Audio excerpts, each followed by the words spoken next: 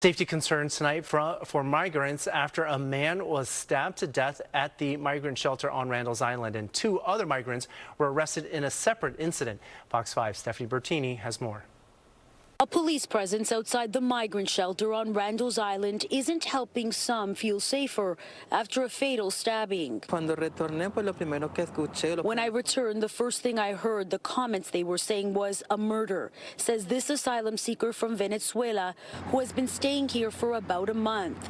¿Tú tienes miedo? Todos los días. I asked if she's afraid. She responded every day because here it's not safe. The NYPD responded to a 911 call just after 7:30 Saturday evening. Police say a man in his 20s was stabbed in the chest. He was taken to a hospital where he died.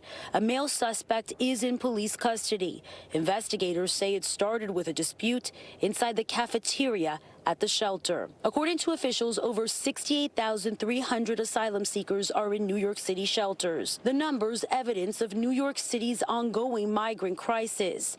Shelters have been operating at capacity. So much so, city-imposed limits remain on shelter stays. 30 days for singles and 60 days for families. The former St. Bridget's School on the Lower East Side now functions as a shelter reentry facility. This is where migrants go to be assigned to a new shelter once their stay is up. Police were called after an altercation this weekend. It all started, according to witnesses, with someone cutting the line. They don't respect the line. They don't want to wait in the line, so that's why the problem, he said. The NYPD says it led to 2 officers sustaining minor injuries and 2 migrants getting arrested.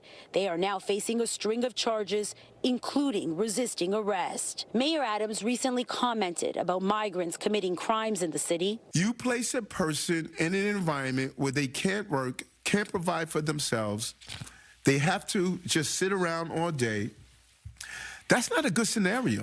The overwhelming majority of migrants in our care came to our city in search of a better life and the American dream. The small number of those disrupting that journey for the rest of the migrants in our care by acting violently will face enforcement to the fullest extent of the law. According to officials, more than 160,000 migrants have come to New York City since last spring.